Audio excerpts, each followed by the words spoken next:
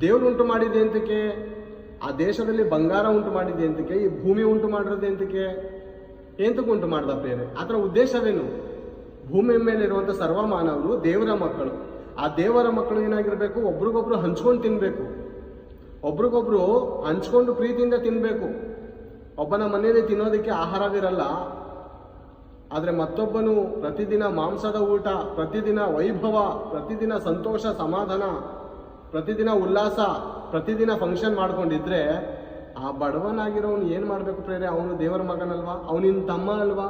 ಅವನಿನ್ನ ಅಣ್ಣ ಅಲ್ವಾ? ಅಮ್ಮ ಅವಳು ನಿನ್ನ ತಂಗಿ ಅಲ್ವಾ? ನಿನ್ನ ಮಗಳು ಸಮಾನ ಅಲ್ವಾ? ನಿನ್ನ ತಂಗಿ ಆಗ್ಬೇಕಾಗಿಲ್ವಾ?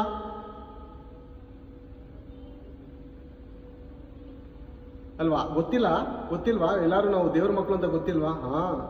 ಇದು ನನ್ನ ಕುಲ ಬೇರೆ, ಇದು ನನ್ನ ಜಾತಿ ಬೇರೆ, ಇದು ನನ್ನ ಮತ ಬೇರೆ, ಇದು ನನ್ನ ಭಾಷೆ ಬೇರೆ ಅಂತ ಎಲ್ಲರೂ ಒಂದೊಂದು ವಿಂಗಡ ಮಾಡ್ಕೊಬಿಟ್ಟಿದ್ದೀರಲ್ಲ, ಅದಕ್ಕೆ ಪಾಪ ಗೊತ್ತಾಗ್ತಾ ಇಲ್ಲ ನಿಮಗೆ. ಅಂದರೆ ಬೇಕು ಅಂತಲೇ ಮಾಡ್ಕೊಂಡಿದ್ದೀರಾ. ಯಾಕಂದರೆ ಎಲ್ಲರಿಗೂ ಹಂಚ್ಕೊಂಡು ತಿನ್ಬೇಕಾದ್ರೆ, ಇವಾಗ ಎಲ್ಲರೂ ಒಂದೇ ಜನಾಂಗದವರಿದ್ರೆ, ಎಲ್ಲರೂ ಒಂದೇ ಜಾತಿ ಜನವರಾಗಿದ್ದರೆ, ಎಲ್ಲ ಒಂದೇ ವಂಶದವರಿದ್ರೆ ಏನು ಮಾಡ್ತಾರೆ?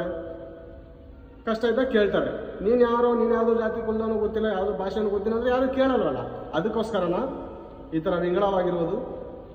ಅದೇ ಹೇಳ್ತಾ ಇದ್ರೆ, ಮನೆಗೆ ಮನೆಯನ್ನು, ಹೊಲಕ್ಕೆ ಹೊಲವನ್ನು ಸೇರಿಸಿಕೊಳ್ಳುತ್ತಾ ಇತರರಿಗೆ ಸ್ವಲ್ಪವೂ ಸ್ಥಳ ಬಿಡದೆ ಭೂಮಿ ಮೇಲೆ ತಾವಾಗಿದ್ದಾರೆ. ಒಬ್ಬೊಬ್ಬ ಮನುಷ್ಯಂದು ಅಲ್ಲಿವರೆಗೂ ಇರುತ್ತೆ ಪ್ರೇರೆ, ಅಲ್ಲಿವರೆಗೂ ಇರುತ್ತೆ ಆಸ್ತಿ, ಜಮೀನಿರುತ್ತೆ. ಅಲ್ಲಿ ಒಂದು ವೇಳೆ ಬಡವರಿಗೆ ಆಶ್ರಮ ಕಟ್ಟಿ, ವೃದ್ಧರಿಗೆ ಆಶ್ರಮ ಕಟ್ಟಿ ಬಿಟ್ರೆ ಸುಮಾರು 1000 ಜನ ಅಲ್ಲಿ ಬದುಕ್ಬೋದು. ಹೌದಂತೀರಾ ಅಲ್ವಂತೀರಾ? ಸುಮಾರು 1000 ಜನ ಬದುಕ್ಬೋದು ಪ್ರೇರೆಯಲ್ಲಿ. ಆದರೆ ಅದೆಲ್ಲ ಆಸ್ತಿ ಯಾರ ಹೆಸರಲ್ಲಿದೆ? ಒಬ್ಬನ ಹೆಸರಲ್ಲೇ ಇದೆ. ಒಬ್ಬನಿಗಾಗಿಯೇ ಇದೆಯಾ? ಒಬ್ಬನ ಕುಟುಂಬಕ್ಕೋಸ್ಕರನೇ ಇದೆಯಾ? ಈ ರೀತಿ ಪ್ರೇರೆ ಒಬ್ಬೊಬ್ಬನ ಆಸ್ತಿಗಳನ್ನು, ಅನೇಕರ ಐಶ್ವರ್ಯಂತರ ಆಸ್ತಿಗಳನ್ನು ಮಾರುವುದಾದರೆ, ಅಲ್ಲಿ ಬಡವರಿಗೆ ಸ್ಥಳವನ್ನು, ಒಂದು ಸೆಡ್ಡನ್ನು ಹಾಕೊಂಡಾದ್ರು, ಒಂದು ತಾರ್ಪಲ್ ಹಾಕೊಂಡಾದ್ರೂ ಜೀವನ ಮಾಡಿ ಅಂತ ಬಿಡುವುದಾದರೆ, ಒಬ್ಬೊಬ್ಬನ ಆಸ್ತಿ 5,000 ಜನ, 1,000 ಜನನ ಅವ್ರ ವಾಸಸ್ಥಳಕ್ಕೆ ಇರುವಷ್ಟು ಜಾಗ ಇರುತ್ತೆ ಪ್ರೇರೆ. ಹೀಗಿದ್ರೆ ಭೂಮಿ ಮೇಲೆ ಬಡವರು ಇರ್ತಾರ?